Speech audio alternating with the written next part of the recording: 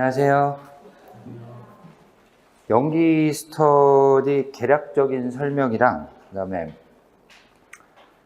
스터디랑 독종이랑 연계 어떻게 해야 되는지 황현아 평가사가 설명해 줄 거고, 그다음에 실무 이론 법규 나눠서 그 스터디 팀장들이 각각 설명해 드릴 거거든요. 편하게 들으시면 돼요, 그냥. 연기 스터디는 말 그대로 매주 1차에서 우리가 모의고사 봤었던 형식으로 시험을 보고 그 다음에 강평을 해드리는 시스템이라고 보시면 되고, 시험을 보고 각 과목별로 문제 어떻게 출제했는지, 문제 어떻게 분석하고 어떤 내용 써야 되는지까지 그날 이제 수업이 이루어지는 형태고요. 8시 50분에 이제 입실하시면 그때부터 이제 시립법 세 과목 순차적으로 시험을 보시게 되는데, 작년과 조금 달라진 건 뭐냐면 실무에 조금 힘을 좀 많이 줬어요, 올해. 그래서 실무 같은 경우는 실제 시험이 100분이고 이론하고 법규는 80분 정도 되고요. 그 다음에 또 하나 특징이 실무는 이제 시험을 100분을 보기 때문에 강평도 100분을 하거든요, 저희가. 그래서 실무 강평 100분은 아마 중간에 한 10분 정도 쉬고 100분을 채우는 식으로 갈 것 같아요. 그리고 이론 법규 같은 경우는 60분 정확하게 두 과목 다 강평을 할 거고요. 문제는 연기 스터디이기 때문에 진도별로 출제를 하게 될 거고요. 지금 들으시는 강사분이 다를 수도 있겠다. 스터디 팀장하고 강사분하고 다를 수도 있어요. 근데 보통은 이제 그 해당 과목에 강사가 잘라놓은 그 진도가 있을 거란 말이에요. 그래서 그거로 해서 처음부터 진도별로 출제를 할 거고, 실무 같은 경우는 지금 100분 시험을 보는데 처음부터 100점을 다 드리지는 않을 것 같아요. 그래서 보통 80점에서 100점 정도 이제 분량으로 문제를 출제를 할 것 같고, 이론하고 법규는 그 시험 보는 시간이 80분이기 때문에 60점에서 70점 정도 배점으로 출제를 할 것 같은데, 얘기를 들어보니까 법규는 공대우 변호사가 아마 저보다 조금 저배점으로 출제를 할 것 같고요. 저 같은 경우는 거의 70점 꽉 채워서 출제를 할 생각이거든요. 그래서 그렇게 참고를 해주시면 좋을 것 같고, 그 다음에 이제 문제별 배점이라고 나와 있는데, 저희가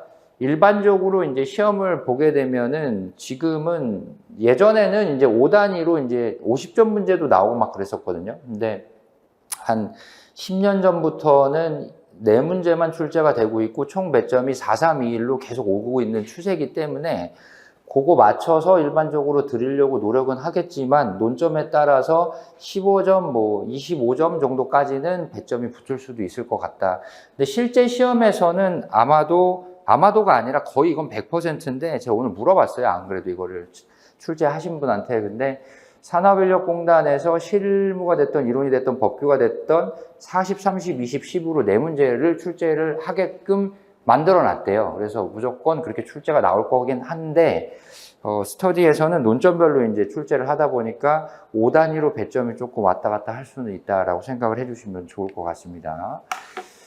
그 다음에 이제 강평에서 하는 것들은 주로 이제 뭘 하냐면, 문제를 출제를 했는데 우리가 이제 문제 보고 바로 답안을 쓰는 형태는 아니고, 문제를 보고 이 문제를 어떤 식으로 이제 분석을 해서 뭘 쓸 건지를 생각을 한 다음에 답안을 이제 작성을 하게 되니까, 연기이고 1기까지도 아마 이 부분에 대한 것들의 시간 할애가 좀 많아질 것 같기는 한데, 자료 어떻게 해석하고, 특히 실무에서는 이제 자료가 많이 나오기 때문에 그걸 어떻게 배분하는 건지에 대한 얘기들을 좀 많이 전달을 해드릴 것 같고, 이론 법규 같은 경우에 있어서는 목차 구성 어떻게 하는 건지와 그 다음에 배점을 고려해서 목차를 몇 개를 뽑을 건지, 뭐 하위 목차는 어디까지 나갈 건지, 이런 것들을 이제 문제별로 그 주차에 출제한 문제에 맞춰가지고 설명을 해드리게 될 거고요. 그 다음에 이제 문제 자체 형식을 문제 분석을 통해서 이제 문제 분석을 하는 거 외에 해당 논점에 대한 기본적인 내용들이 있을 거 아니에요. 그래서 엄밀히 얘기하면은 스터디는 기본 강의나 기출문제 해설 강의가 아니기 때문에 논점, 기본 논점에 대한 자체를 설명하는 데 시간을 할애한다라는 것 자체는 여러분들한테 그렇게 좋은 일들은 아니에요. 왜냐면 기본 강의와 독종이나 혹은 이제 혼자 이제 학습하면서 논점을 이해하고 암기한 상태에서 시험을 보러 들어오는 시스템이 GS이기 때문에 GS 강평에서는 해당 논점에 대한 기본 내용을 설명해 드린다라는 거는 원래 원칙적으로는 지향해야 될 부분이 맞기는 한데, 처음에 이제 연기 스터디이다 보니까 문제가 이제 뭐 4문제, 5문제, 심지어 이제 이론 목표 같은 경우는 10점짜리로 잘라서 나오게 되면 최대 6문제, 7문제까지도 출제가 될 수가 있거든요. 그럼 그러다 보면 그 많은 논점을 지금 처음에 시험을 본다라는 그 전제 하에서 다 준비를 해오시기에는 조금 어려울 수도 있거든요. 그러니까 그러다 보면 기본 논점에 대한 것들이 여기에 어떤 것들이 중요했었고, 기본 강의에서 뭘 강의를 했었고, 이 부분에서는 어떤 것들을 외우고 계셔야 되고, 그 정도는 이제 그 전달을 해드릴 가능성이 조금은 있을 것 같기는 합니다.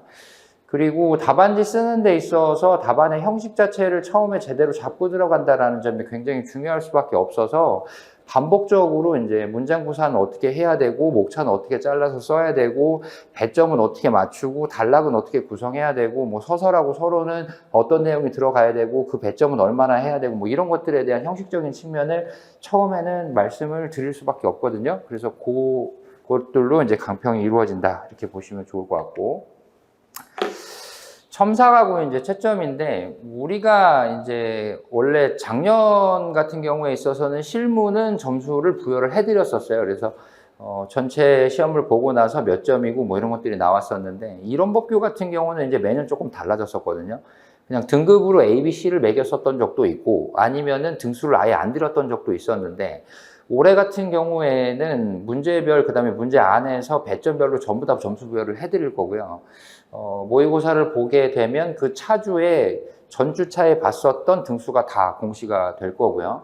그 다음에 매 회차 일정 비율에 대해서는 스터디 팀장들이 직접 이제 첨삭을 하는 시스템으로 이번에 가게 되는데, 몇 명이 들어올지는 모르겠지만은 최대한 많은 숫자를 매주차 채점을 해서 한두 번씩은 강사가 직접 채점한 답안을 봐줄 수 있게끔 만들어 드리는 게 올해 이제 연기 스터디의 목표라고 보시면 될 것 같습니다. 근데 많이 채점해도 일주일에 30부 이상은 채점하기는 어려울 것 같습니다. 현실적으로. 왜냐면 문제 출제도 해야 되고 하기 때문에.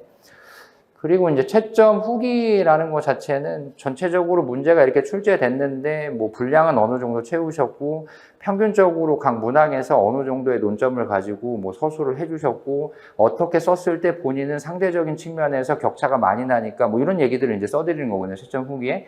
뭐 그런 얘기, 그 채점 후기를 보시고 전체 배점으로 봤을 때 본인의 위치가 이 정도 쓴 사람들이 있는데 상대적으로 어느 정도인지, 혹은 문항별로 봤을 때 상대적으로 내가 어느 정도 위치에 있는지 정도를 가늠하시는 척도로 보시면 된다. 그리고 문제를 내면 재밌는 건 뭐냐면 올바르게 못 쓰는 부분들이 분명히 생길 거란 말이에요.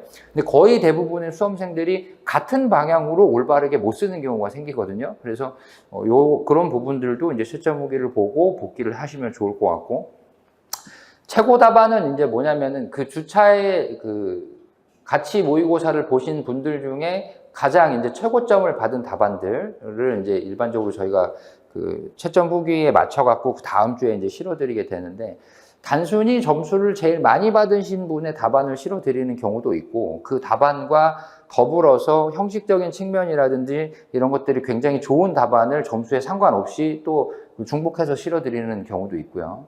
예시 답안 같은 경우는 강사가 쓴 모범 답안이라고 이제 보시면 될 것 같고요.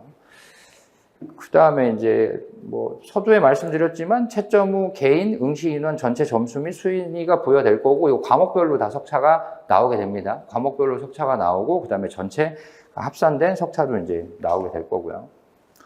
그 다음에 이제 이거 올해부터 처음 한다 그래갖고 이제 잠깐 설명을 드리는데, 합격 보장제라고 얘기를 해서 올해 스터디를 쭉 진행을 하시면서 일정 요건을 만족하시는 분들은 내년 스터디도 별도의 비용 부담 없이 들어올 수 있는 합격 보장제라는 거를 저희가 요번에 처음 시행을 하고 있는데, 대상이 되는 거는 지금 요번 주부터 시작되는 2025년 대비 GS 전체 과정과 2026년 대비 GS 전체 과정을 의미를 하고요.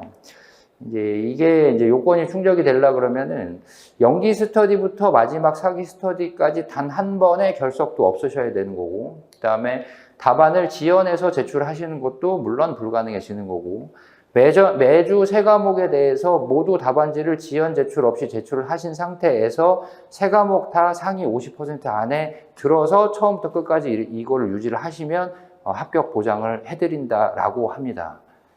좀 빡세요. 제가 보기에. 솔직히 좀 빡셉니다. 왜냐면 그럴 수는 있잖아. 왜 매주 실무를 잘 봐가지고 상위 30% 안에 들었는데 이론 복귀를 망쳤어. 그럴 수도 있잖아요. 그죠? 시험이라는 것 자체가 매주 보는데. 근데 이거는 지금 모든 과목을 상위 반이에요. 따지고 보면 50% 이상. 그 중에서. 근데 이제 이것도 잘 이용을 하시면 좋은 게 뭐냐면은 매주 답안지를 아예 안 내시는 분들 생각보다 되게 많거든요. 생각보다. 그러면은 이제 상위 50%라는 개념 자체가 평균으로 따지게 되면 평균이 훅 떨어질 수도 있어요. 그러니까 열심히 하시라는 소리예요. 그냥 열심히 하시라는 소리예요. 그렇게 하면 합격 보장제를 해준답니다. 제가 해준 건 아니고 학원에서 해준답니다. 네, 안녕하세요. 잘 있었어요? 오랜만에 보죠. 그래서 이제 토요일에 개강 스터디 GS 개강하고 그럼 그 다음 주 이제 월요일부터 다시 독종 연기부터 다시 개강을 할 텐데 독종 입문을 들어오셨던 분들도 있을 거고 아니면 독종 입문 때는 들어오지 않았다가 독종 연기부터 이제 좀 참여를 해보려고 하시는 분들도 있을 것 같습니다. 그래서 일단 해보신 분들은 알겠지만 일단 기본적으로 우리 독종 같은 경우는 평일 오전 시간에 공부를 하는 프로그램입니다. 그래서 실무 이론 법규, 제가 실무 강사라서 실무만 하진 않고요. 실무 이론 법규 세 과목 전부 다 같이 공부를 해나가는 시스템이다라고 좀 기본적으로 생각을 하시면 좋을 것 같고 제가 이거를 들어오기 전에 아까 이제 단톡방에서 여쭤본 게 있어가지고 이거 강평한 거는 안 올라오냐 라는 거 여쭤보셔서 이제 강평을 제가 하다 보니까 독종도 하나의 좀 강의라고 생각을 하시는 분들이 있는데 그렇게 생각하실 건 아니고요. 이제 강평 같은 경우는 이제 좀 도움이 되시라고 하는 거지 주는 공부하는 겁니다. 그래서 독종의 이제 주 목적은 항상 내가 공부를 해나가는 걸 혼자 하기 힘드니까 좀 같이 해나갈 수 있도록 스케줄 좀 잡아드리고 그 다음에 공부라는 게 사실 하다 보면 우리가 한 과목만 공부를 하는 게 아니라 세 과목을 좀 공부를 해야 되다 보니까 혼자 공부하다 보면 한쪽에 좀 치우칠 수가 있어서 그래도 이제 실무 이론 법규를 좀 그나마 좀 밸런스 있게 가져갈 수 있도록 스케줄을 잡아주는 프로그램이다 라고 좀 생각을 기본적으로 해주시면 좋을 것 같습니다. 독종 입문 때는 더 실무에 좀 치중을 해서 왔었는데 이제 독종 연기부터는 아무래도 스터디를 시작을 하다 보니까 여러분들 시험을 보셔야 되잖아요. 실무만 시험 볼 게 아니라 이론 법규도 어쨌든 시험을 보셔야 되기 때문에 보려면 어쨌든 시험을 보려면 준비는 해야 되죠. 준비를 하려면 지금까지 기본 강의에서 공부했던 것들은 내용을 좀 깔았던 거고 실제로 시험장에 가서 써야 되기 때문에 암기를 이제는 좀 해나가야 할 시기이죠. 그래서 독종 연기부터는 연기 스터디, 1기 가면 1기 스터디, 2기 가면 2기 스터디 이거에 발맞춰서 우리 독종도 같이 진도 맞춰서 진행을 할 예정이고요. 그럼 일단 전반적으로 달라지는 연기에서부터 좀 달라지는 부분이 있다면 어떻게 되는지 평일에 어떻게 좀 진행할 건지 먼저 좀 설명을 드리고 그래서 독종이 GS에 좀 어떤 도움을 드릴 수 있을지 말씀 좀 드려보도록 하겠습니다. 일단 독종 입문들랑 가장 크게 다른 점은 이젠 수요일에도 독종이 있습니다. 수요일에 독종하니까 월화목금이라고 생각하시면 안 돼요. 여기 월화목금이라고 써있는데요. 달라서 그래요. 월화목금이랑 수요일에 시간표가 달라서. 그래서 일단 첫 번째로 독종 입문부터 하셨던 분들 수요일엔 독종 없으니까 쉬어야지 라고 생각하시면 3주 만에 3아웃 당하시니까 그래서 수요일에도 있다라는 거 좀 생각하시고 이제부터는 그래서 근데 월화목금에는 이제 그 주 토요일 시험을 위한 대비를 할 겁니다. 실무는 뭐 지금까지 하던 것처럼 범위에 맞는 문제 풀 거고요. 그래서 독종 입문에서는 기본 강의에 이제 진도가 맞춰져서 왔다면 이제 GS에서는 GS 진도에 맞춰서 실무 문제집 새로 좀 풀어 나갈 거고 당연히 독종 입문보다는 난이도가 올라갈 예정입니다. 그 다음에 이제 이론 법규 같은 경우는 독종 입문에서는 격일로 했었죠. 이론 법규. 근데 이제는 매일 합니다. 이론 법규. 법규도 월화목금, 이론도 월화목금 이렇게 진행을 할 거고 시간표 보시면 거의 하루에 1시간 정도씩 할애가 되어 있습니다. 이론 법규에. 그래서 1시간 정도씩은 이론 법규를 하도록 이제 유도를 할 예정이고, 그래서 세부적으로 쪼개보면 40분 정도 암기하고 20분 정도 이제 시험 보는 형태로 이제 바뀌게 됩니다.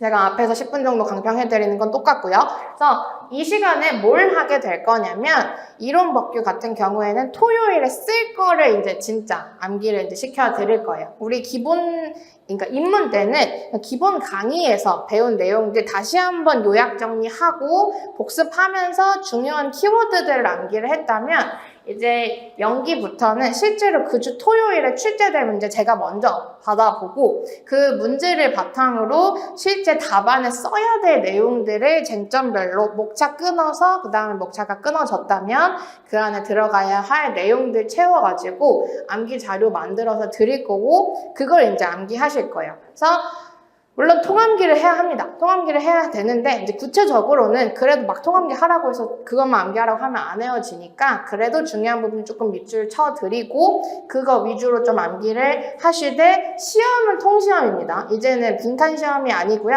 통시험으로 드릴 건데, 이제 암기를 키워드 위주로 40분 동안 해주시고 20분 동안에 그 키워드를 떠올리면서 사이사이 문제를 좀 채워나가는 방식으로, 실제 GS에서 어차피 그렇게 하셔야 되잖아요. 그래서 평일에 빈칸 채우기 연습하다가 토요일에 그 통암기 해서 쓰려고 하려면 또 손 안 나간다. 그래서 이제 앞으로 평일에서부터 이렇게 시험을 계속해서 하는 연습을 할 수 있도록 공부 좀 시켜드릴 예정입니다. 그래서 그걸 이제 월화 목금 동안에 걸쳐서 이제 수행을 할 거고요. 그럼 수요일에는 뭘 하냐?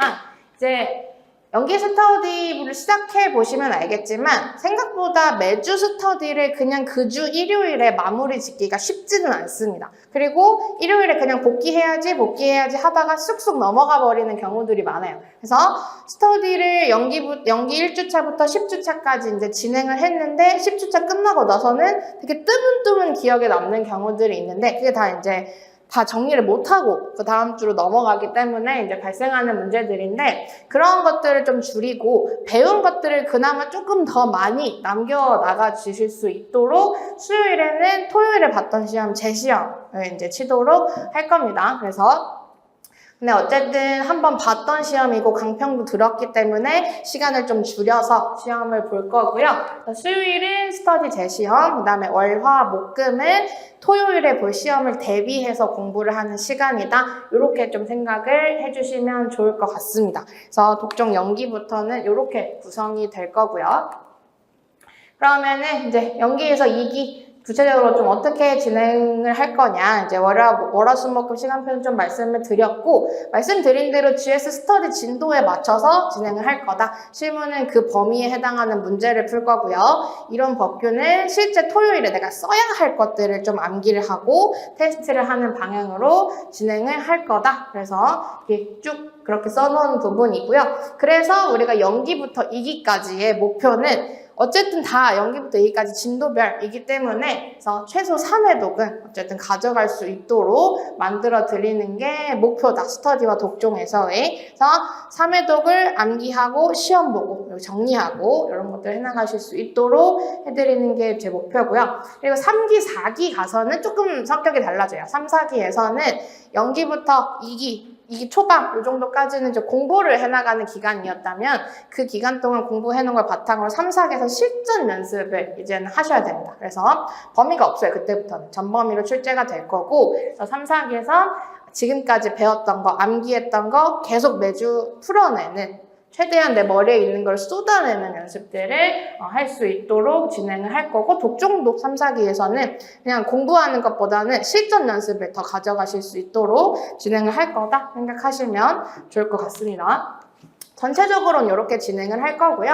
그래서 이제 독종 300 진행 방법은 연기 부분에 대해서는 제가 좀 구체적으로 설명을 드렸으니까, 이제 후반부에 진행할 독종 3, 4기 가면 이제 진행할 것들을 방금 말씀드린 대로 좀 실전 연습 위주로 진행이 될 거다. 근데 그 실전 연습을 하려면 연기부터 2기까지 좀 공부를 타이트하게 하셔서 재료를 만들어 놔야 실전 연습을 할 수가 있어요. 실전 연습이라는 거는 결국에는 그냥 문제를 풀 거예요. 실무 문제 풀듯이 이런 법규도 매일 100점씩 문제를 풀어야 되는데, 그 과정에 의미가 있으려면 지금 시작하는 연기부터 좀 차근차근 암기할 거 좀 암기해 나가시고, 그 다음에 1기 가서 또 암기 못했던 거 있으면 더 암기해 나가시고, 이렇게 계속 내공을 다져가셔야 실제 저 기수에 됐을 때 실전 연습하는 게 의미가 있을 수가 있겠다 생각을 하시면서 연기에 좀 임해 주셨으면 좋겠습니다.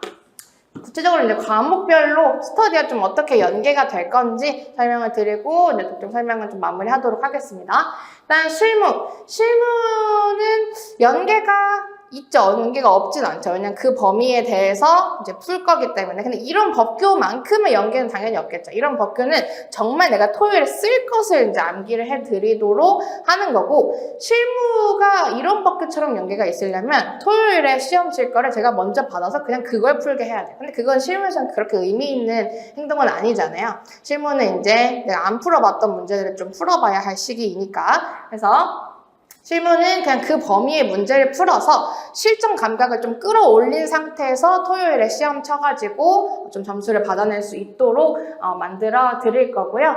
그 다음 3, 4기는 아까 말씀드린 대로 실전 연습일 거고, 그 다음에 이제 이론 법규 같은 경우에는 제가 시간표 설명했을 때 말씀드린 것처럼 그 주 토요일에 시험 볼 거 미리 암기해서 쓰는 연습도 해보고, 그 다음에 토요일에 시험장 가서 내가 평일에 암기했던 걸 최대한 쏟아내고 올 수 있도록 만들어 드릴 예정이다. 그래서 연기 이제 시작을 하다 보면은 아무래도 기본 강의가 끝난 다음에 바로 시작하는 스터디 기수이기 때문에 연기에서 별로 얻어갈 게 없다. 또는 아직 준비가 안 돼서 연기를 할 때가 아니다 라고 생각을 하시는 분들이 많아요. 근데 이제 독종을 같이 하면 어쨌든 평일에 뭘 공부해야 될지 제가 방향을 좀 잡아드리고 그걸 좀 암기해서 토요일에 보는 그 이론 법규 스터디가 무의미해지지 않도록 좀 만들어 드릴 거니까. 근데 제가 만들어 드린다고 잘 만들어지진 않아요.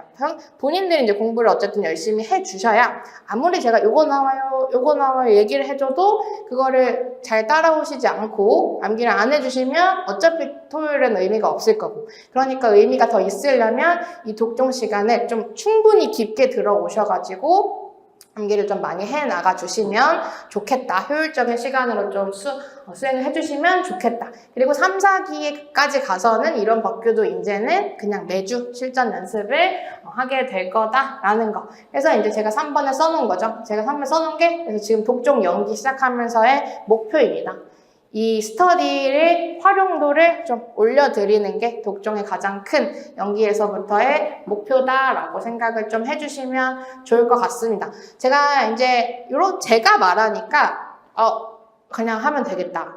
쉬워 보이는데? 라고 안 쉬워 보일 수도 있겠지만 쉬워 보인다 라고 생각이 들 수 있는데, 막상 이제 독종 시작하면 마냥 쉽지는 않을 거예요. 제가 독종 연기 시작하면서 이제 제 머릿속에 계획하고 있는 것들은 상당히 타이트하게 잡아놨습니다. 공부를 타이트하게 좀 하자라는 의미입니다. 지금 연기에서부터 좀 타이트하게 가져가야 초반에 다져놓은 실력은 안 떨어져요. 제 경험담입니다. 제가 처음에 시험 합격하려고 공부를 시작했을 때 제가 처음 독종을 했었던 독종 1기예요. 제가 처음 독종을 했었는데, 그래서 독종을 통해서 평일에 좀 암기를 많이 했고, 이론 법규도, 실무는 암기의 영역은 아니니까 이론 법규도 암기를 같이 해가면서 토요일 시험 연기 1주차부터 그냥 이제 뭐 보지 않고 바로 답안을 써내는 연습을 계속 했었는데, 그런 것들이 저는 좀 유효했다라고 생각을 합니다. 그만큼 이 시험이 초반에 공부를 빡세게 해놓는 게 좀 끝까지 가는 시험이라고 전 생각을 하거든요. 그래서 연기 시작하면서부터 조금 타이트하게 공부를 했으면 좋겠다라는 마음으로 좀 잡아놓은 커리큘럼이니까, 이 커리큘럼을 따라오는 건 힘들지만 따라온다면 합격할 가능성이 굉장히 높아진다라고 좀 생각을 해주시면 좋을 것 같습니다. 그래서 독종과 스터디를 같이 좀 병행을 하면서 초반 공부 실력을 좀 많이 다져놓는 연기가 되셨으면 좋겠습니다. 전투볼이었습니다. 저의 마음가짐이라 보시면 될 것 같습니다. 제가 강의하면서 거의 정장을 입을 일이 별로 없는데 오늘이 처음이자 마지막일 수도 있습니다만은 예, 그만큼 원래 제가 10년 만에 돌아와서 이제 스터디를 준비하면서 마음가짐이 좀 새롭고 좀 목표의식이 많이 생겨 있습니다. 그리고 이번 시험을 지나면서 이제 또 조금 안타까운 부분이 좀 있었는데요. 사실 이번 시험은 정말 저는 쉬운 시험이라고 생각합니다. 그리고 1번 문제는 너무 기본적인 보상 문제였고 2번 문제는 제가 기출 문제 강의를 하면서 너무나도 많은 말씀을 드리면서 대응을 시켜드렸던 것이고 3번 문제는 대규모 사업에서 그냥 환지 사업의 가장 기본적인 내용이 나왔던 문제입니다. 이런 정도 문제 같으면은 사실 하우패스에서 수강한 수강생들은 그냥 평균 점수가 실무가 한 60점 이상 나와야 된다라고 생각하는데 그것이 조금 안타깝다. 결국은 제가 스터디를 계속 끌고 가지 않고 또 기본 강의 문풀 정도만 하다 보니까 이게 매주 수강생들을 만나서 또는 제가 강조했던 부분들이 이어지지 않아서 그런 것이 아닌가라는 생각이 좀 들긴 했는데요. 어쨌든 이번 시험은 뭐 난이도 자체는 상당히 쉬웠고 그리고 정상적으로 이 시험을 봤다면은 웬만한 수험생들은 55점 이상을 다 맞아야 되는 시험이라고 생각을 합니다. 그리고 최고 득점자는 80점 가까이 나와야 된다고 생각하고 합격자 평균은 실무가 60점 정도 나와야 되는 시험이라고 생각하는 부분인데 왜냐하면은 문제의 난이도 자체도 있지만 사실 기술적으로 접근했을 때 이 약수라는 부분들이 어렵지 않았고 충분히 전략적인 대응을 했을 때는 채점자가 점수를 깔 수 있는 문제가 아니었었습니다. 그러니까 숫자적으로 많이 틀렸고 숫자 부분이 많았었으면 채점자가 점수를 다 깔 수 있었는데 이제 이런 문제가 아니었다는 부분 또 1번의 배점이 큰 문제가 그렇게 어렵지 않다는 점에서는 1번을 제대로 풀고 나머지를 풀었으면 그냥 기본적으로 55점을 맞아야 되는 시험입니다. 그래서 그런 측면에서 어쨌든 제가 진행하게 되는 이번 스터디 자체는 정말 실전에 대비하는 스터디를 할 생각인데요. 먼저 감정평가 실무는 무엇인가를 먼저 던져봅니다. 실무라는 것은 학문이 아닙니다. 감정평가 실무라는 과목이 시험에 있는 이유는 정말 실무가로서의 소양을 물어보는 시험이라고 생각합니다. 결국 실무적인 소양이 필요하다는 것은 이것을 또 수험에서 이제 요구한다는 것은 그냥 실기시험 같은 걸 생각하셔야 됩니다. 이론적인 깊이나 이런 부분들은 가장 기본적인 것이라 생각하고 또 이론 과목에서도 공부하면서 또는 실무의 이론을 공부하면서 이거는 시간이 지나가면 당연히 되는 것들이 실무의 이론이라고 생각합니다. 그런데 이 실무 과목에서 점수가 안 나오는 것은 이 과목 자체를 실기시험이라고 생각하지 않고 단순히 공부라고 생각해서 그렇다. 그렇다는 것은 이 실기시험은 반드시 기술적인 연마가 필요하다는 부분입니다. 그렇다면 감정평가 실무 수험에서는 무엇을 준비해야 되느냐라는 것을 정말 우리는 생각을 해봐야 됩니다. 제가 처음에도 이렇게 좀 말씀을 드렸던 부분이 있었는데 뭐 유튜브에서도 말씀드렸는데요. 스터디가 특히 이제 이 실무가 가야 될 방향성 자체는 절대 이론적인 내용에 전달해서 그쳐서는 안 됩니다. 반드시 기술적이어야 되는 것인데, 물론 우리가 이제 실무 과목을 맞닥뜨리게 되면 실무적 이론 되게 중요하고요. 실무적 이론의 깊이가 얕게 된다면 최근의 트렌드인 이론적인 어떤 약수를 물어보는 부분에 대해서는 답을 할 수가 없습니다. 그렇기 때문에 실무적 이론에 대해서는 어느 정도의 깊이는 가져가셔야 된다. 그러나 그 깊이라는 것은 제가 갖고 있는 기본 강의를 넘어서지 않습니다. 그리고 문제 분석 능력입니다. 결국은 기술적인 부분이다. 아무리 실무적인 이론적인 소양을 가지고 있다 하더라도 문제 분석의 능력이 없다면은 절대 제대로 된 문제, 시간 안에 문제를 풀 수 없을 뿐더러 시간에 쫓겨서 쟁점 자체를 파악하기 힘들어집니다. 근데 이것 자체가 문제를 많이 풀어본다고 되는 것이냐? 그렇지 않습니다. 실무 문제는 항상 일정한 패턴과 로직을 가지고 문제를 만들게 되어 있습니다. 그렇다면 그런 문제가 만들어지는 과정과 패턴들을 우리가 알고 그것을 준비해야 되는 것이지 그냥 무작정 문제를 풀어가지고 무식하게 그냥 뭐 3회독, 5회독, 10회독 돌려가지고 할 수 있는 부분들은 아니라고 생각합니다.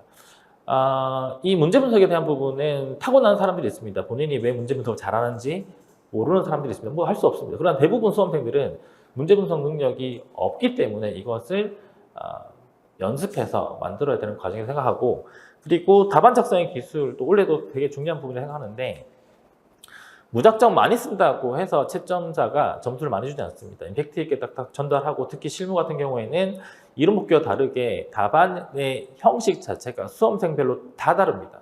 이론 목표 같은 경우에는 목차 하나 쓰고 그 아래에 글로 쭉 연결하기 때문에 답안 자체의 형식은 수험생들마다 다르지 않습니다. 그런데 실무는 수험생마다 답안의 형식이 다 다릅니다. 그런데 채점자는 절대 꼼꼼하게 다 채점하려고 하지 않고 눈에 들어오는 대로 채점합니다.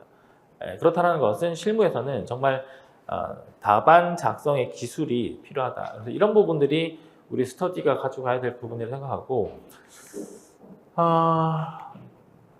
그래서 그럼 GS 스터디에서는 우리는 이제 이론적인 부분, 물론 연기 때는 이론적 부분을 제가 조금 설명드리기 위해서 강평을 100분을 잡아놨습니다. 그래서 50분은 뭐 이론적인 내용들을 좀 말씀드리고 50분은 문제 분석에 대한 이야기를 말씀드릴 텐데, 일단 문제 분석의 능력에서는 이런 것들이 있습니다. 문제 분석의 순수와 로직이 있습니다. 그러니까 문제를 풀 때마다 우왕좌왕 내가 지금 뭘 해야 되는지를 모르는 사람들이 대부분입니다. 근데 이것은 계속적인 연습과 트레이닝을 통해서 만들어가야 되는 과정입니다. 3방식이라면 이것부터 보고 이것을 보고 그 다음 이걸 보고 내가 지금 현재는 이걸 해야 돼 라는 정확한 행동 강령이 있어야 됩니다. 문제 파트별마다, 그러니까 비가치축의 목적별, 물건별, 보상마다 내가 이런 유형은 이러한 순서로 문제를 풀어야 돼 라는 행동 강령이 반드시 있어야 됩니다. 그냥 막연하게 문제를 맞닥뜨려 가지고는 절대 압축적이고 퀄리티 높은 답안을 쓸 수도 없을 뿐더러 항상 시간에 쫓겨서 실무를 정복하지 못하게 됩니다. 그리고 문제 분석의 알고리즘, 일정한 법칙성, 이것도 말씀드렸는데 3방식 같은 경우에는 한 5가지 유형, 타당성, 비가치축 같은 경우는 4가지 유형, 그다음에 목적별 같은 경우에는 한 3가지 유형들, 이렇게 해서 그런 유형들이 있습니다. 그럼 그런 유형에 대비해서 우리는 어떻게 문제 분석을 하고, 또 그런 유형에는 어떠한 형태의 자료가 만들어져 나오고 어떠한 형태의 자료들이 연계성을 가지고 나오는지를 우리는 선행적으로 알고 있어야 됩니다. 문제 분석이라는 것은 출제자가 문제를 주는 것을 그대로 읽어가면서 받아들이는 것이 아니라 내가 사전적으로 미리 먼저 문제의 자료가 나올 가능성들을 내가 예측해서 또는 알고리즘을 내가 가지고 있는 상태에서 출제된 것을 확인하는 과정입니다. 그래서 내가 알고 있는 많은 자료 중에서 얘가 나왔고 내가 모르는 자료가 얘가 나왔네. 그럼 얘만 해결하면 되네. 이렇게 해서 문제 분석이 돼야 되는 것인데, 그것이 그냥 이론적인 내용을 내가 숙지하고 있으면 풀 수 있겠지라고 막연하게 생각합니다. 절대 그렇지 않습니다. 실무에서 완전히 새로운 유형의 새로운 쟁점이 나왔을 때는 그 문제를 정확히 푸는 수험생은 거의 없다 보시면 됩니다. 20명 내외입니다. 그러면 합격과 불합격의 차이가 어디 나느냐? 내가 이것은 새로운 유형의 자료이고 형태이긴 한데 이것이 어떤 어드레스인지, 예를 들어 환원율에 해당하는 것인지 개별형 비교치에 해당하는 것인지를 어드레스를 파악하고 그것을 어느 정도 해결할 수 있는 능력, 그것이 필요한데요. 그게 쉽지 않습니다. 왜냐하면 내가 처음 보는 자료 하나로 인해서 30점, 40점짜리 문제 분석 전체가 흔들립니다. 전체가 흔들리는 이유는 내가 어떤 자료를 알고 있고 어떤 자료를 가지고 내가 훈련해왔다는 것 또는 자신감이 없기 때문에 그렇습니다. 내가 어떤 자료를 정확히 알고 있다는 것에 대한 확신이 있다면 내가 아는 자료 외의 자료라고 구분해서 실전 시험에서 흔들리지 않고 충분히 문제를 풀 수가 있습니다. 답안 작성의 기술, 전달성 높은 답안의 형식, 좀 전에 말씀드린 것처럼 분명히 전달성 높은 답안의 형식이 존재합니다. 완전한 악필은 전달성은 없습니다. 근데 완전한 악필이 아님에도 불구하고도 실무에서 전달성을 떨어뜨리는 형식의 답안이 상당히 존재합니다. 그런 부분들은 반드시 개선해야 되고, 그리고 컴팩트하고 깊은 내용 전달. 컴팩트한 것은 이게 쉽지 않습니다. 내용을 정확히 알아야 컴팩트하게 줄일 수 있습니다. 그런데 컴팩트하게 쓰는 연습을 해야 쓸 수 있습니다. 그냥 생각나는 대로 주저리게 써서는 절대 컴팩트한 답안을 쓸 수가 없습니다. 이 문제를 보면 이것은 이런 느낌이다가 아니라 이것은 어디 파트에 해당하는 논점이다라는 걸 정확히 짚어내야 되고 그 논점에 대해서는 4가지의 유형이 있다. 이런 식으로 다 정리가 돼야 됩니다. 그러고 나서 컴팩트 있는 답안을 쓸 수가 있는 것이죠. 내가 답안을 인위적으로 줄이는 것이 컴팩트한 답안이 절대 아닙니다. 그래서 이런 부분에 대해서도 항상 강조를 드릴 거고, 그리고 이번 시험에 나왔고 이번 시험 2번만 그런 것이 아니라 최근에 약술 형태를 계속 물어보면서 숫자를 가미한, 그러니까 숫자는 거들 뿐 또는 주로 약술 형태로 상당히 심도 있는 내용을 약술을 물어보는 형태가 지금 출제되고 있는 경향이 있는데, 이런 것들은 미리 준비를 해야 됩니다. 내가 이런 문제가 나오면 어떻게 대응하겠다라는 준비를 해야 되는데, 그런 준비 없이 시험장 들어가게 되면 그 문제에 휘둘리게 되고 득점할 수 없게 됩니다. 사실 원래 2번 문제 같이 약수를 물어보는 문제 자체는 내용의 준비가 아니라 이런 문제를 어떻게 대응하겠다는 전략적인 부분만 내가 가지고 있다면 합격자 평균, 그러니까 수험생 평균이 아니라 합격자 평균 점수 이상을 받을 수 있습니다. 그건 제가 확신합니다. 그리고 이제 스터디에서는 결국 실전의 대응과 예측을 해야 되죠. 그래서 강사의 전문성 있는 시각에서 최종 기준. 그러니까 사실 그간 이제 스터디에서 메인 강사들은 채점에 참여하지 않았습니다. 뭐 비효율이라고 생각했을 수 있습니다. 그런데 분명히 10년 이상 강의한 강사들이 보는 답안의 어떤 점수, 배점, 그리고 이 수험생이 상대적으로 어느 정도 됐는지를 보는 시각 자체는 다릅니다. 제가 작년, 재작년에도 이제 아름아름 시험 끝나고 나서 그러니까 시험을 본 수험생들이 자기 2차 시험에서의 실무 답안을 복기를 해서 저한테 PDF 넘겨줍니다. 그러면 이제 몇 점 정도 나올까요? 과락을 넘길까요? 물어보는데, 원래는 되게 피곤하네요. 진짜 너무 많이 물어봐가지고 못하겠다고 지금 발 빼고 있는데요. 그간에 제가 예측했던 점수들이 거의 다 맞아 떨어졌습니다. 그만큼 이 수험생이 가지고 있는 답안을 보고 대략적으로 어느 정도의 점수가 나온다는 것을 아는 것은 사실은 경험이 많은 강사가 가능한 것이지, 배점 기준표를 보고 그것을 채점하는 채점팀장이 할 수 있는 일은 아니라 생각합니다. 물론 그 채점 기준표에 따라서 채점하게 되면 일관성 있는 채점을 할 수는 있습니다.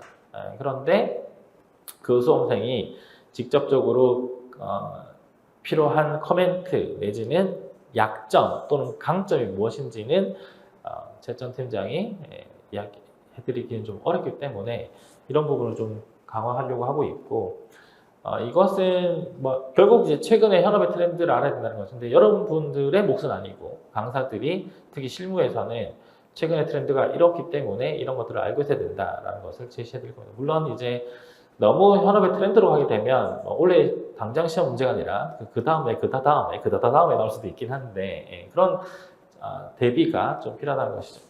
그리고 마지막으로 어쨌든 제가 항상 강조드리는 부분인데, 지금 수험에서 우리 수험생들 가장 필요한 것은 경쟁력입니다. 반드시 다른 사람보다 탁월해야 됩니다. 7,000명 중에서 190명, 내년은 그 다음에는 180명 될 줄 모릅니다. 그런 상황에서는 반드시 경쟁력이 있어야 되는데, 그런 경쟁력을 절대 공부 시간만 확보한다고 해서 될 수 있는 부분이냐? 그건 아니라고 생각합니다. 그리고 제일 첫 번째 미션은 결국 실무를 먼저 잡으셔야 되는데, 그 실무를 잡는다는 것 자체가 빠른 시일 내에 등수가 올라야 된다는 것은 아니라고 생각합니다. 내가 실무에서 어떤 걸 해야 되고 어떤 전략을 가지고 가져가야 된다, 이런 방법론을 가지고 있는 사람이 실무에서 좋은 점수를 받을 수 있습니다. 연기 1기에서 좋은 등수가 나온다는 것은 의미가 없을 수도 있습니다. 왜냐하면 연기 1기 수준의 문제 또는 시중에 도는 문제들, 문제집에 나와서 이미 봤던 문제들은 잘 푸는 사람들이 있을 수 있습니다. 그 사람들은 기억에 의존한 사람들입니다. 근데 제가 앞에서 말씀드렸던 문제 분석이나 답안 작성 요령 이런 것들을 가지고 있는 사람들은 어떠한 문제가 나오더라도, 새로운 문제가 나오더라도 본인의 문제 분석을 통해서 본인의 답안을 쓸 수 있는 능력이 있는 사람들입니다. 그런 사람들이 계속 합격하게 되는 시험이 될 것이다. 그리고 과거에도 그랬듯이 출원자가 많아지는 상황에서는 스터디의 최상위권이 물론 합격의 확률은 항상 높긴 하나 그 사람들이 항상 붙는 건 아닙니다. 네. 기억에 의존하고 암기에 의존하는 연습을 하신 분들과 정말 문제 분석을 통해서 본인의 답안을 쓸 수 있는 능력을 기르신 분들은 다를 거다라는 측면에서 이렇게 말씀드리고 이번 주 개강하면서 또 인사드리도록 하겠습니다. 고맙습니다. 생각보다 말씀을 엄청 많이 하시네요. 그죠? 의욕이 아주 넘쳐 계신 것 같은데 지금, 그죠? 감정평가 이론은 저렇게 안 해요. 저렇게 힘들게 안 해요. 저렇게 힘들게 못 해요. 실무처럼. 뭐 잠깐 이제 뭐 배경이나 이런 거 말씀해 주셨으니까 저도 요번에 이제 시험 문제 보면서 느낀 거는 뭐냐면은 이게 이제 평가 이론 공부하면서 제일 답답한 건 뭐냐면 뭘 공부해야 되는지는 알거든요. 일반적으로. 근데 내용이 많아서 힘든 거예요. 일단은 그거는. 근데 그건 시간이 지나가면서 어떻게든 채워지게 돼 있어요. 그러니까 처음에 이거를 다 외워야 돼? 이 정도를 다 외워야지 되는 거야? 라는 거에 이제 짓눌리기 시작하는데 그건 맞아요. 외워야 돼요. 외워야 되고 결국은 이제 시험 임박해 가면서 어쩔 수 없이 다 외우게 돼 있어요. 그거 아니면은 합격하고 많이 멀어지게 되니까. 그리고 이제 두 번째 힘든 건 뭐냐면 외운 거를 가지고 도대체 문제에 나온 거에 맞춰서 뭘 써야 되지? 라는 생각이 굉장히 힘들어지거든요.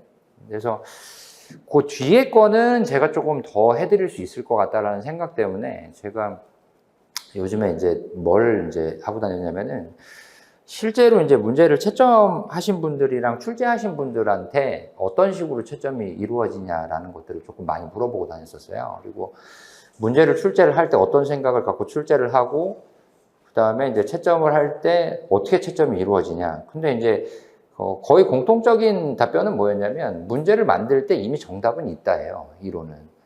어떻게 써주기를 원하니까 그거에 맞춰서 문제를 만들었겠죠. 그죠? 그리고 나서 그거에 맞춰가지고 채점표도 만들고 근데 이제 그런 얘기를 제가 물어봤거든요.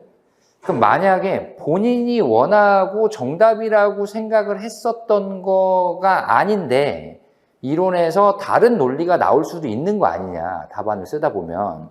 그러면 다른 논리가 나왔는데 그 나온 논리가 본인을 만족시킬 만큼 굉장히 논리적인 경우에는 점수를 부여를 하느냐라고 물어봤거든요.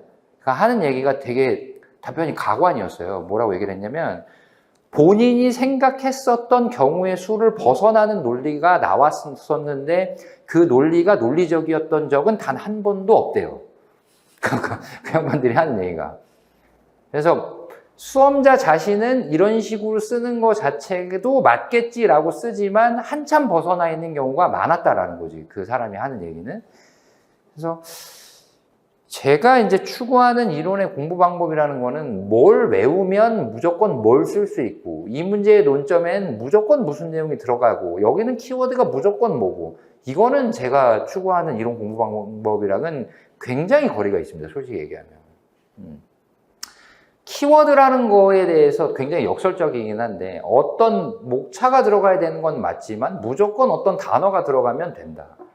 그래서 그 단어만 부각시켜서 보여주면 득점은 무조건 이론에서 할 수 있다. 라는 건 이 시험의 형식과는 전혀 맞지 않는 방법이라고 저는 생각을 하거든요. 왜냐하면 단어 하나 보고 채점을 하고 점수를 줄 거면 우리는 주관식 논술형 시험을 볼 필요가 없어요. 주관식 단답형 시험을 보면 되겠죠. 그러면 채점을 하기도 편할 뿐만 아니라 점수에 대한 시비가 붙는 경우도 거의 없을 수밖에 없으니까. 그래서 자기 생각을 써야 되는 것도 맞는데 또 한편으로는 그 생각이 보편 타당한 생각을 써야 되는 것도 맞는 거고. 그러니까 예시 답안과 다른 내용이 있다고 하더라도 내 생각을 썼을 때 그게 맞을 수 있냐? 맞을 수 있지. 맞을 수 있는데 중요한 건 뭐냐면 본인의 생각을 예시 답안과 혹은 교재에 나와 있는 것과 다른 생각을 써서 그거를 다시 피드백을 받아서 더 정교한 문장으로 고치고 하는 시간을 굳이 시간이 제한되어 있는 시험이라는 이 제도에서 할 필요가 있겠느냐라는 거예요, 저는. 어쨌든 예시 답안처럼만 쓸 수 있으면 합격하는데 문제는 없어져요. 그거는 누구나 다 보편타당하게 생각하는 거란 말이에요. 근데 굳이 그거와 다른 답안을 쓰면서 그거를 피드백을 받아서 다시 내 걸로 만들고 정교하게 가다듬는 그 시간을 투입한다라는 것 자체가 이 시험 제도 안에서 효율성의 측면에서 보면 맞겠냐라는 얘기인 거죠. 그래서 결국은 제가 추구하는 건 예시답안처럼 쓰려고 노력만 해주시면 돼요. 다른 거는 없어요. 전혀. 그럼 무조건 내가 생각을 하지 말고 써야 되는 거냐? 그것도 아니에요. 생각을 해야지 예시답안처럼 쓸 수 있게끔 될 테니까.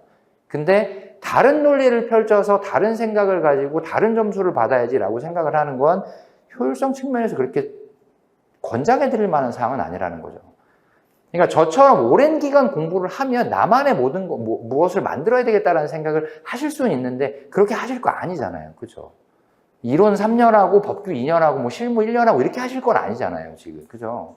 그러니까 스터디를 진행해 나가시면서 생각을 해 주셔야 될 건 뭐냐면 일단은 최대한 예시답안과 근접하게끔 쓰려고 노력을 하겠다가 제일 중요한 거고요.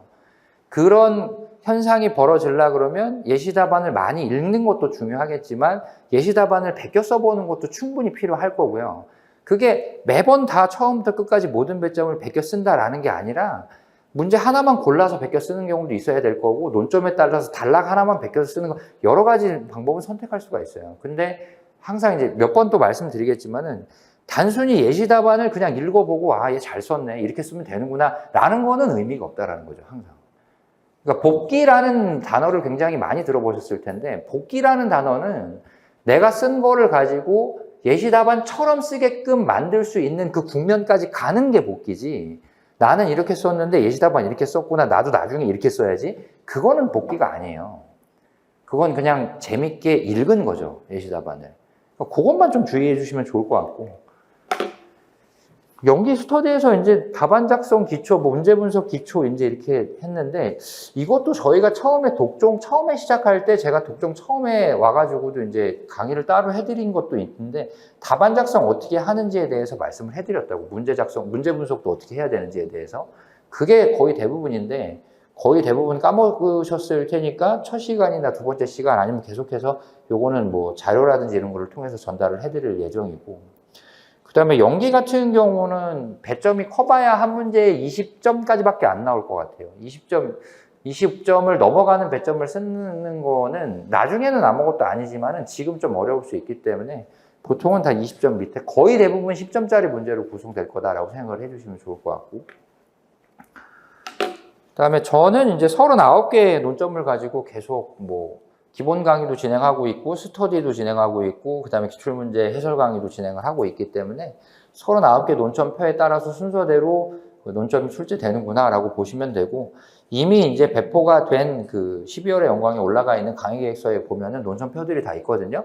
거기서 어디부터 어디까지다라고 보시면 되고 독종을 하시는 분들인 경우에 있어서는 황현아 평가사가 미리 나올 문제를 가지고 연습을 시킬 거기 때문에 어디 논점까지 나올 거다라는 거는 신경도 안 쓰셔도 좋을 것 같고 그 다음에 이제 이론에서 물어보는 저는 이제 논제라고 이제 표현을 하고 있는데 뭐 많죠. 의의도 있고 필요성, 뭐 유의사항, 종류, 분석, 이유, 의미, 비교, 관계 뭐 되게 많아요. 그 중에서 이제 기본적인 논점이 뭐냐면은 개념, 의의, 필요성, 종류, 방법 정도거든요.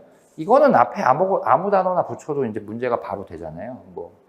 뭐의 개념, 뭐 A의 개념, B의 개념 다 마찬가지잖아요, 지금. 그래서 요 정도의 이제 출제만 할 것 같고 이제 간혹 어쩌다가 한번 이제 비교나 관계 차이점 같은 경우는 한두 번씩은 나올 수는 있는데 거의 대부분은 기본적인 논점만 할 거다. 그리고 고배점 문제는 출제하지 않는다. 이렇게 보시면 되고 첨삭에 대한 얘기인데 10부에서 30부 정도 첨삭을 할 예정이고 그 다음에 첨삭에 지금 동그라미 세모 X라고 되어 있잖아요. 이제 이거는 뭐냐면 저뿐만 아니라 이제 채점을 하는 채점 팀장하고도 이건 이제 미리 얘기를 해놓은 사항인데 여러분들이 쓰신 답안지의 단락이나 문장 옆에 저 세 가지 부호가 다 붙어 있을 거예요. 동그라미나 세모 아니면 X가. 동그라미는 뭐냐면 고칠 필요가 전혀 없다는 얘기입니다. 더 이상 손대지 않아도 좋을 만큼 굉장히 좋은 단락 혹은 좋은 문장을 구사하셨다라는 얘기입니다. 그러니까 거기에 대해서는 아예 복기를 하실 필요가 없는 거예요. 세모 같은 경우는 맞지는 않는데 그렇다고 틀리지도 않은 내용이라는 거예요. 그래서 세모나 X가 붙으면 옆에 첨삭이 아마 붙어 있을 겁니다. 그래서 세모 같은 경우는 이런 식으로 썼는데 방향성이 좀 틀어졌으니까 이런 식으로 쓰는 게 낫다. 혹은 문장보호를 이렇게 쓰지 말고 저렇게 써라라든지, 혹은 목차를 이렇게 길게 하지 말고 좀 끊어서 써라. 좀 잘못된 거잖아요, 약간. 그런 경우는 세모가 들어가 있을 거고. X 같은 경우는 뭐냐면 문제에서 요구하는 대로 쓰려고 노력을 해서 답안지에 썼는데 완벽하게 틀렸기 때문에 삭제해서 드러내야 되는 부분. 혹은 문제에서 요구하지 않았는데도 불구하고 본인이 썼기 때문에 이거는 득점하는데 전혀 영향을 미치지 않으니까 완전히 삭제해야 되는 부분.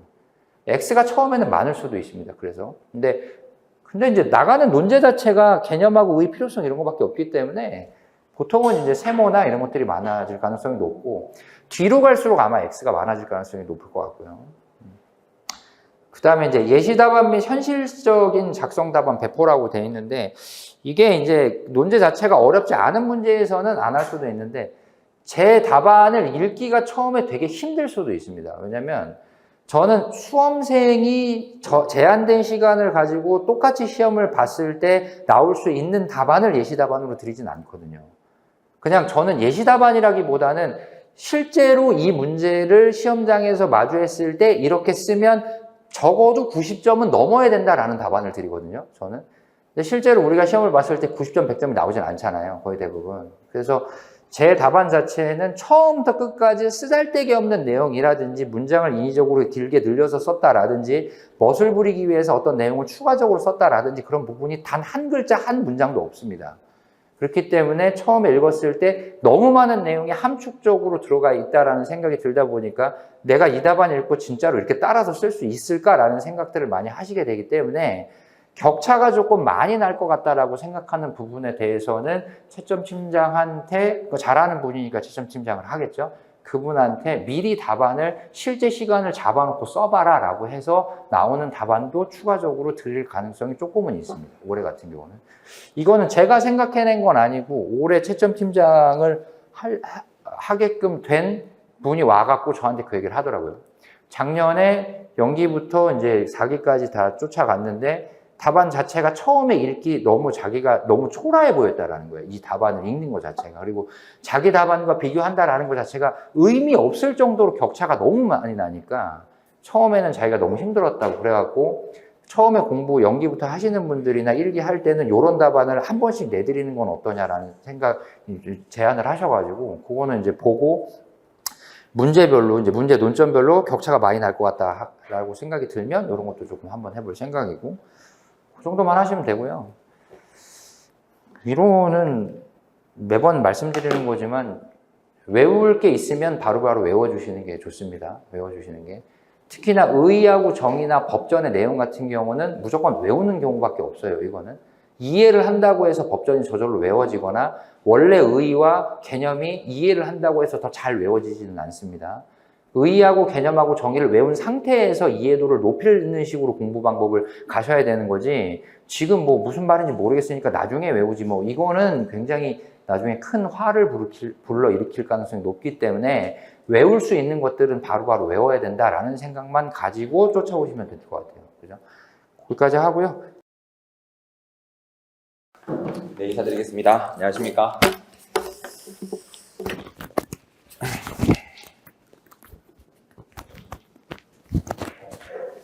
예, 보상법규 담당하고 있는 공대호 평가사입니다. 저는 김상 평가사하고 동기고요. 예, 동기고, 평가사를 하다가, 이제 로스쿨을 가서 지금 변호사 된 지는 한 10년 정도 됐습니다. 그래서 로스쿨 3기고, 그래서 주로 소송은, 감정평가, 이제 징계, 법인들, 손해배상 이런 것들 하고 있고요. 그 다음에 부동산 관련된 소송을 많이 다루고 있습니다. 재개발 재건축이라든가, 공익사업 강제수용, 사업 시행자 측, 피수용자 측들 다 담당을 지금 계속 하고 있어서 평가보다는 변호사 업무가 훨씬 더 많이 수행을 하고 있고요. 그러다 보니까 이 관련된 저희 시험 범위와 관련된 업무를 실제 소송을 계속 겸하고 있기 때문에 여러분들한테 좀 수월하게 좀 손쉽게 설명을 드릴 수 있는 장점은 있는 것 같습니다. 네, 그렇게 될 것 같고 그 다음에 이제 스터디에 대해서 오늘 말씀을 드려야 될 건데 이 법규 같은 경우에는 넘어가나요? 네. 예.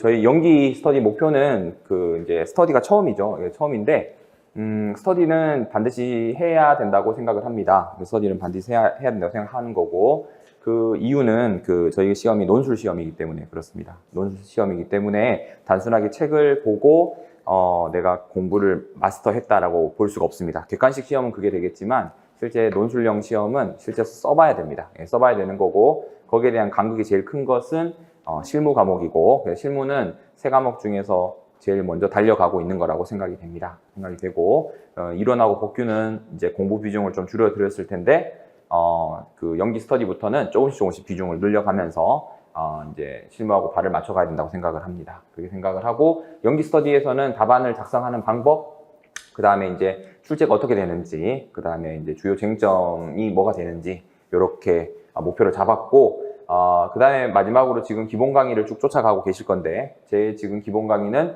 행정법을 마치고 개별법을 진도를 나가고 있습니다. 그래서 행정법은 다 마무리했기 때문에 행정법에 대한 내용과 그 다음에 개별법에서는 진도별로 기본 강의에서 배웠던 것을 전체적으로 스터디에서 복습을 한다. 이렇게 목표로 잡았습니다. 결국에는 이제 문제를 풀므로 인해서 문제에 숨겨진 쟁점이나 이런 것들이 개별법에서 또는 행정법에서 배웠던 어디 부분과 연결되고 문제가 어떻게 되는지를 좀 연기 스터디를 통해서 좀 알아가는 것이 저희 지금 복규 스터디 진행 목표고요. 출제 문제는 제일 궁금해 하시는 부분이 미리 쟁점을 알려주시냐 이렇게 물어보십니다. 그래서 미리 쟁점을 알려드릴 거고요. 그래서 그 부분에 대한 부담감을 좀 덜어드려야 될 것 같습니다. 그거는 이제 과거부터 그렇게 해왔고, 그렇게 할 수밖에 없는 이유가 실무에 대한 부담감 때문에 복규를 스터디를 한다라고 하면 뭐 금요일 또는 목요일 하루 시간을 비워가지고 스터디를 위해서 공부를 하는데 그거는 바람직하지 않는 것 같습니다. 그래서 자기 공부 계획에 맞춰서 진도를 빼시되 스터디, 복규 문제에 대해서는 쟁점과 그 다음에 판례를 기초로 한 문제는 판례 번호도 말씀을 드립니다. 그래서 그것을 혹시 궁금해 하시면 미리 한번 공부를 하고 들어오시는 것도 괜찮고요. 그래서 쟁점을 미리 말씀을 드릴 테니까 그 부분에 대한 부담감을 좀 줄여주시면 좋을 것 같습니다. 그래서 문제 공지는 카카오톡으로 이렇게 문의 주시는 분이 있는데 학원 채널에서 수요일이나 목요일쯤에 미리 공지를 드립니다. 그리고 독종 프로그램 하시는 분들은 그거랑 연결해서 황현현 평가사님이 같이 이제 문제나 이런 것들은 또 봐주시기 때문에 그 독종 프로그램 통해서도 대비되는 측면은 있습니다. 독종을 하지 않으셔도 수요일에 공지가 나가니까 그 부분에 대해서 참고해서 준비를 하시면 되겠다. 그렇게 되고, 그 다음에 이제 진도별로 출제가 됩니다. 이제 쟁점이 섞여서 나오는 건 아니고요. 이제 개별법 진도에 맞춰서 행정법 쟁점을 찾아가지고 엮어서 문제가 나가게 됩니다. 그리고 최근에 뭐 트렌드라고도 볼 수 있는데 판례를 기초로 한 사실관계, 판례에서 쟁점이 됐던 문제를 연기 출제를 하려고 하고 있습니다. 이거는 뭐 판례를 기반한 문제다라고 하는 거는 제 스터디 어떻게 보면 장점이기도 하고 그 다음에 연기부터 끝까지 제가 추구하는 방향이기도 합니다. 옛날처럼 뭐 교수님의 뇌피셜로 만들어내는 사실관계와 만들어내는 뭐 가상적인 그런 사실관계가 아니라 판례를 기초로 한 판례 쟁점, 판례 사실관계를 가지고 약간 변형해서 문제를 드리고 그렇게 하고요. 그 다음에 기출 문제도 지금 그런 트렌드가 강화되는 것 같습니다. 예, 그렇게 생각을 하기 때문에 연기부터 스터디 끝날 때까지는 전부 다 문제는 판례 중심으로 나갈 예정이다 라고 생각을 하시면 좋을 것 같고요. 그 다음에 저는 제 경험을 떠올려 보면 스터디에서는 특별히 뭐 따로 공부를 하거나 그 다음에 이제 실무가 중심이다 그래서 실무 중심으로 했지 이론하고 복규를 특별히 눈여겨보지는 않았던 것 같습니다. 근데 제가 생각할 때는 공부가 좀 부족하시더라도 기출문제 정도는 한번 보시고 어떻게 문제가 출제되는지는 눈으로 한번 보시는 게 체감이 되는 게 좋을 것 같습니다. 그래서 그걸 좀 권해드리고요. 그래서 문제는 진도를 알려드린다. 그 다음에 진도별로 복습하는 효과를 가지기 위해서 진도별로 나가고 판례에 기초해서 쟁점을 드리겠다. 이렇게 생각을 하고 있습니다. 첨삭은 제가 한 10부 정도는 첨삭을 드릴 예정이고 그 다음에 제가 드리는 건 예시 답안이고 그 다음에 잘 쓰신 수험생분이 잘 쓰신 거는 우수 답안이라 그래서 같이 드립니다. 그래서 그걸 같이 비교하는 측면도 있고 여러분들 참고로 하시면 좋을 것 같습니다. 그 다음에 장점이면 장점인데 그 궁금한 게 있다. 그다음에 대면 스터디를 하게 되면은 직접 오셔가지고 또 강사들도 나오고 하기 때문에 필요하면은 뭐 개별적인 상담이나 이런 것도 다 하고 있습니다. 그다음에 저 같은 경우에는 당연히 비밀 유지를 해야 되지만 개인적인 임대차 분쟁, 그다음에 폭행, 폭력 별의별 사건들을 다 물어보시더라고요. 그래서 그런 것도 다 자문을 드리고 실제 소송도 하고 있기 때문에 이혼하신 분은 잘 없으시죠? 이혼도 물어보고 하시던데 그래서 이제 그런 것도 다 전반적으로 다 다루고 있으니까 그런 거는 편하게 질문 주시면 될 것 같습니다. 그래서 결국 학원에 온 목적은 그 효율적으로 공부를 하는 거라고 생각이 됩니다. 옛날에는 두꺼운 책을 몇백 권 들고 산에 가서 절에 가서 공부를 했다면 요즘에는 절에 가서도 온라인으로 공부를 한다고 합니다. 그래서 여러분들은 이제 결국에 이제 스터디를 통해서 얻고자 하는 거는 직접 와서 정해진 시간 내에 예행 연습을 하는 것이고 그 과정에서 이제 궁금한 거나 이런 것들을 바로바로 강사들하고 같이 소통하면서 해결해 나가는 게 스터디의 본질적인 목적이라고 생각이 되고요. 그래서 연기 스터디는 이렇게 상담, 그 다음에 첨삭, 그 다음에 문제 구성 이런 것들을 여기 지금 방금 말씀을 통해서 제가 말씀을 드렸고요. 그 다음에 또 하나 말씀드릴 부분은 이제 그 연기 스터디에 대해서는 요 정도 말씀드리면 될 것 같고 수험과 관련해서 하나 말씀드리고 싶은 부분은 좀 자신만의 계획을 좀 세우시면 좋을 것 같습니다. 계획을 세우는 게 좋을 것 같다라는 게 어떤 거냐면은 그냥 막연하게 공부를 하시는 분들이 있는 것 같다. 이거는 비판하기 위해서라기보다는 제가 그랬던 것 같아요. 저는 이제 4년 공부를 했습니다. 평가사는 4년 하고 당연히 변호사 시험은 한 번에 됐는데 4년 공부할 때 이제 결국 4년 공부했다는 거는 1년, 2년, 3년째 떨어졌다는 말이고요. 근데 1년, 2년, 3년째 떨어졌을 때 돌아보면 좀 계획이 없었던 게 아니었나. 물론 열심히 하지 않았던 건 아닙니다. 내 나름대로는 열심히 했는데 구체적으로 어떻게 공부해 나가야 되겠다는 방향이 좀 부족했던 것 같아요. 예를 들어서 전체적인 이제 기간이 내년에 이제 7월에 이제 2차 시험이다 그러면 거기가 이제 결승점이고 그러면 그때까지 내가 강의는 뭐를 듣는다. 그 다음에 내가 준비를 하는 것은 어떤 교재로 서브를 어떻게 만들고 세 과목은 어떻게 배분을 하고 이런 것들이요. 그 다음에 수험 환경이 신림동에 들어올 건지 혼자 한다면 어떻게 할 건지 혹시 스터디를 하지 않는다 그러면 그걸 대체할 개별 스터디를 따로 구할 것인지 말 것인지 이런 부분들을 하나하나 이제 좀 메모를 하면서 좀 계획을 세우시면 좋을 것 같다. 그게 계획이 지금 정보가 충분하지 않으시기 때문에 그 계획은 얼마든지 변경이 되는데 그냥 나는 열심히 하겠다라는 마음으로는 공부하지 마시고 어느 정도 계획을 세우고 나는 어떤 걸 이제 차곡차곡 단계를 밟아서 7월을 맞이할 거냐 이런 것들을 좀 고민해 보시면 좋을 것 같다. 그래서 제가 이제 합격하던 4년 차 때는 그런 계획을 좀 중심으로 생각을 했던 것 같아요. 그러니까 대표적으로 실무는 지금 기억나는 거는 실무는 틀린 문제에 너무 스트레스 받지 않는다. 지금 여러분들 실무 푸시잖아요. 푸시는데 스트레스 받으실 겁니다. 특히 제가 경험을 해보면 주식, 비상장 이런 것들 평가 나오면 찢어버리고 싶더라고요. 그래서 근데 그거를 내가 다 복습을 해서 완벽하게 하겠다라는 마음을 먹었다가 그게 너무 스트레스여서 접어놓고 나중에 풀리라 하고 넘어갔던 기억이 있습니다. 그래서 제 스스로의 진도는 뺐던 것 같고 그래서 진도를 실무는 너무 턱턱턱 막히는 부분은 넘어가자. 별표 쳐놓고 접어놓고 넘어가자. 그 다음에 5단 노트를 만들자. 그게 하나 있었고요.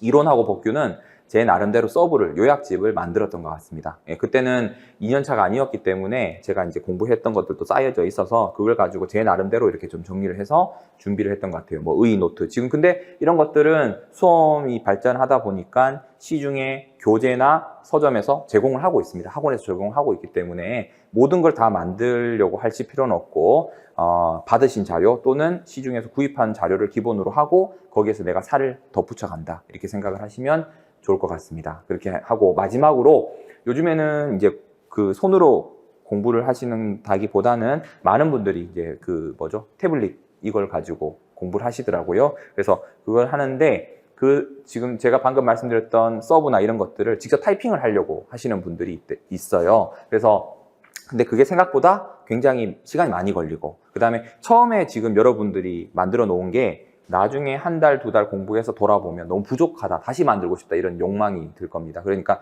지금부터 너무 그 서브를 다 이렇게 만들려고 하지 마시고 기존에 있는 서브를 기준하시고 거기에 쌓아 나가시고 어느 정도 공부가 됐을 때 타이핑하고 싶은 분이 계시면 그때 타이핑을 시작하시라, 이런 말씀도 한번 드려보겠습니다.